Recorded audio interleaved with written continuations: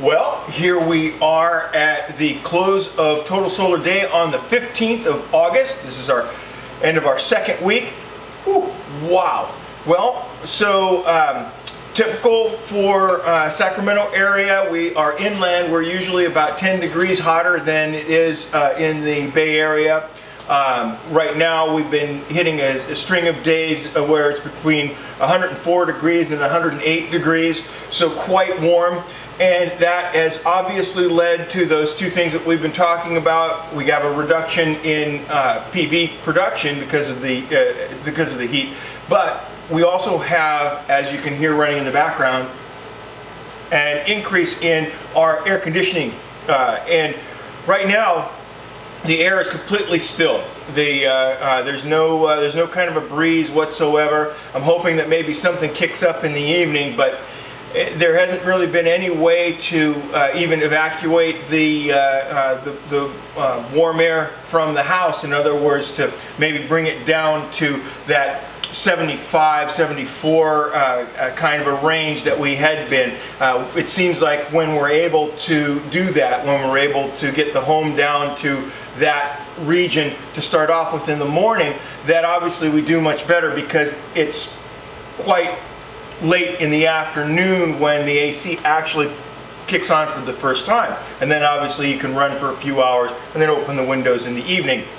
That's not happening this time of year. This is brutal. So the batteries have basically been bouncing between 21-24% charge, and then by the time Total Solar Day comes, like the situation that we have right now, it'll be down to 16, 18, I think it's 14 right now. And so that's been kind of our mode. We stopped charging the car yesterday. It took a supercharger hit on it. So what you'll see in the logs is that I'm going to be removing the vehicle icon until we get back into a situation where the home actually does have reliable surplus. Right now we're basically in a very similar modality to what we were in winter, where you wound up banking battery power in an effort to enter that shoulder period. And so then you're looking at getting to that break-even point again, where you can store enough battery power to then make it through and maybe a little surplus, so then you can build that up. Hopefully then you wind up with the batteries at 80-90%.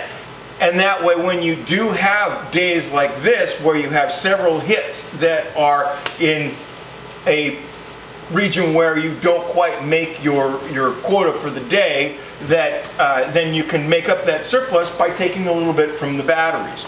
And that's where we're at. So let's go ahead and go back to the studio and take a look at this week in review.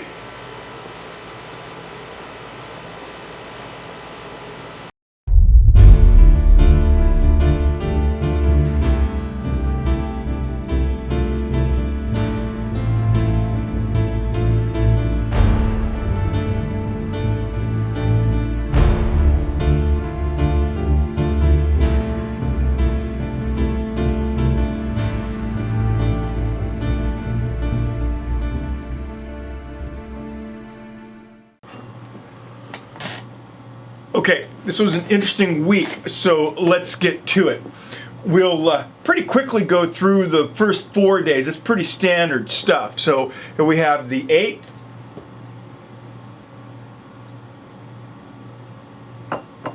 And you can see that we're still suffering the results of our maintenance day on the 7th. And that was my fault totally, with running around trying to catch up from the trip to Minnesota. I totally forgot about the scheduled upgrade, and because of that, coffee in hand, I wound up charging the car in the morning of the 7th.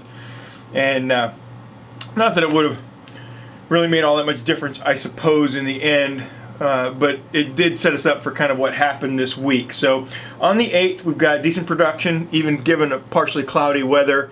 And you can see that it's a whopping 20 kilowatt hours was put to the car. And the idea was that 21% of that system charge would get me through the evening until morning, and then we'll discuss how that turned out later on in the week in a while here. But the home usage was right around our 30 kilowatt hour mark, and that reflects the lower temperature of the day. A little bit of AC, cool evening allowed for us to kind of repeat what we'd seen last week, where we managed to put 36.1 kilowatt hours to the power wall, and we did wind up we did wind up drawing much of that out with the vehicle charge, though, so that left us with 56.6 kilowatt hours of production and 49.6 kilowatt hours of total use. And so then the notes, basically that, showing the results from that lack of sufficient charge on the 7th. I'll let you look at that for a second.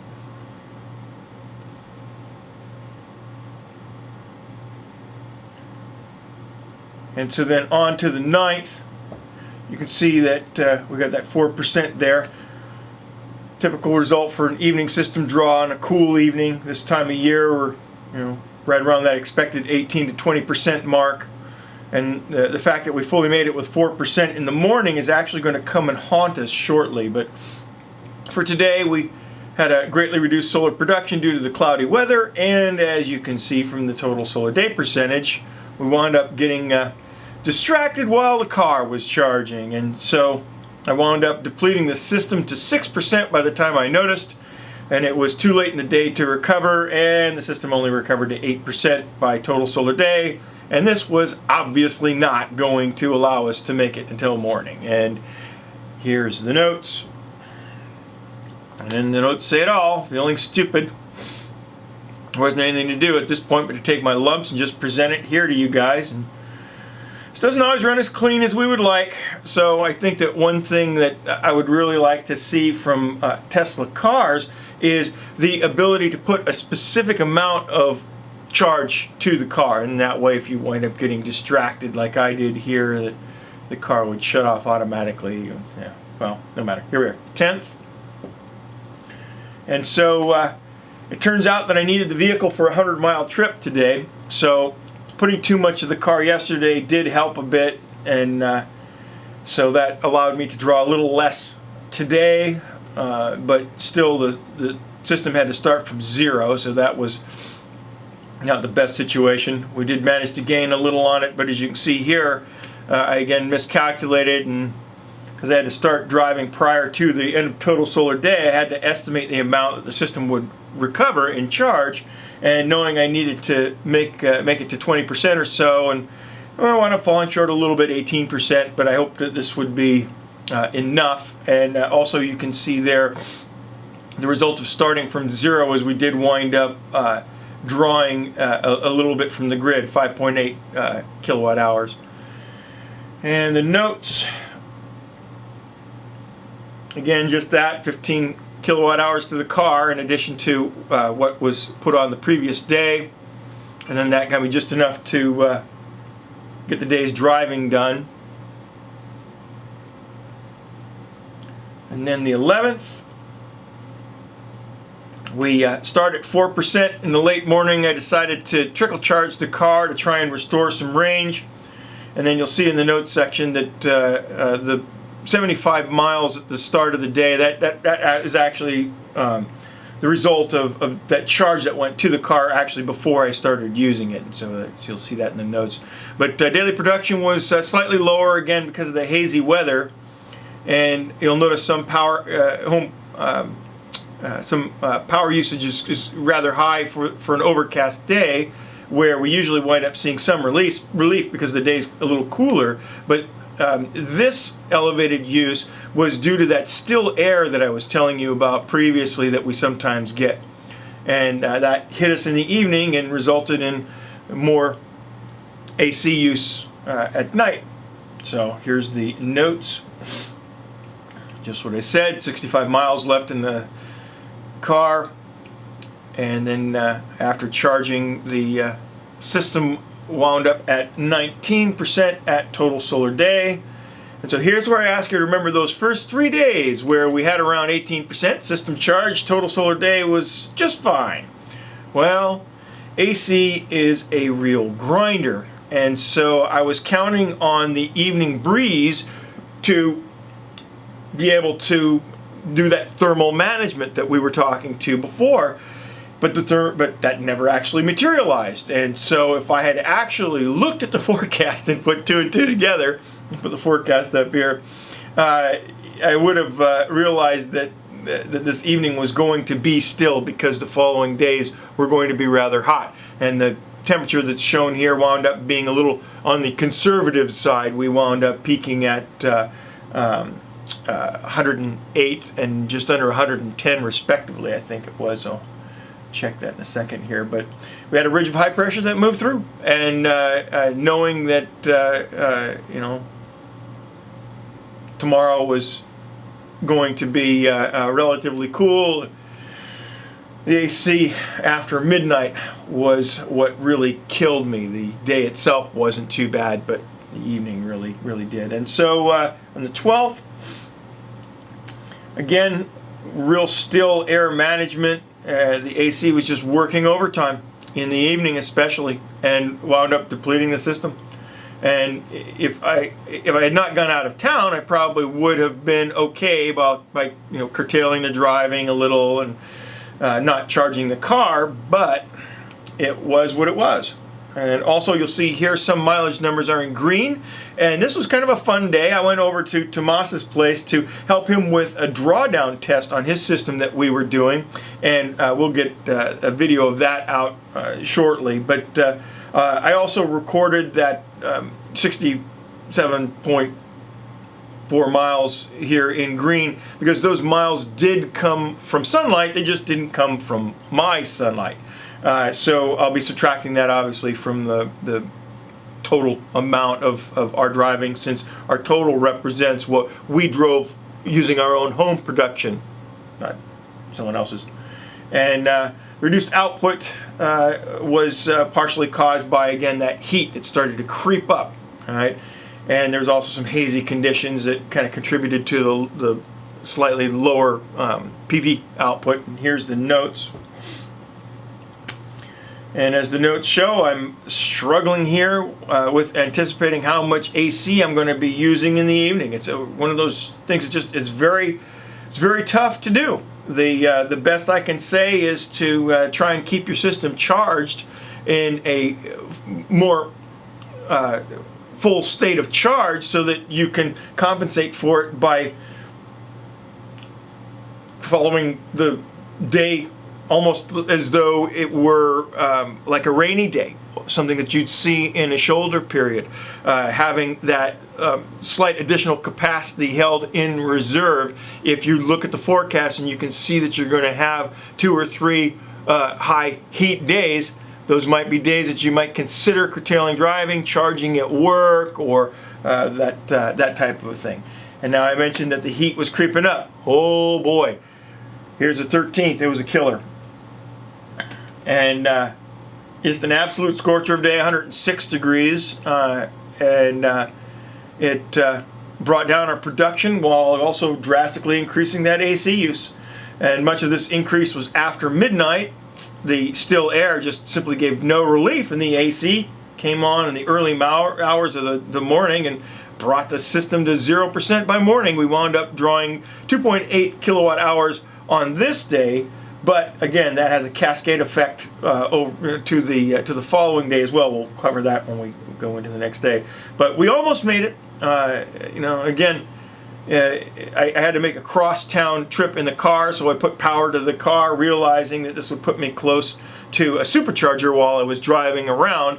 And so the total PV production for the day nearly matched the usage, just a little over 50 kilowatt hours. And this is obviously going to be a problem at 18% on a cool evening. We can make it barely, but that's just not going to happen with the AC running. And so here's the notes. A lot of notes, so I'll give you a second with this, but as shown, this gives kind of a recap of what I said. The miles shown in red are supercharger numbers, so we'll be subtracting those from our total. And then let you read that for just a second and pause it and come back to it if you need to. But like I said, 18% of charge in the system was not going to cut it with all the AC that we were going to be using. And on the 14th, again, even worse. Temperature of 108 to 110 degrees, and we had a decrease in production of about 20% from normal. So we had 51.7 kilowatt hours produced and a home usage of 53.2 kilowatt hours, and that's without any car charging at all. That's just the AC. And the notes, just brutal. So again, we managed to get the system up to 18% charge by total solar day, but with the heat and the still air, the AC was cranking. We were just not going to make it till morning here either. And then on the 15th, yet another day, 105 to 108 degrees. Temperature again caused that roughly 20% reduction in solar output from the heat. And our daily usage was 57.5 kilowatt hours. And I couldn't help but think that if we had had more reserve in the battery, again, like I said before, that we would have made it. But then we would have had to factor in the use of the car, and our goals kind of changed, right? So our goals have become, for the past few weeks, they've become getting past the peak rates. The car is a alternative because we're measuring the use of the car, the power to put into the car against gasoline. And so when we do that, it's just a no-brainer. The power should go to the car. So, but still we have enough battery capacity to get us through that problem time, those peak energy rates. And so then here's the notes. And then what I said above, and also what you see here in the log, I wound up removing the driving icon for the time being, as we're just simply not able to continue to drive on the power that we're producing. I'll put it back once we can sustain driving again. It shouldn't be too long, but kind of is what it is. I want to keep these numbers clean so that you guys can see what's going on, see what your own capabilities might be like.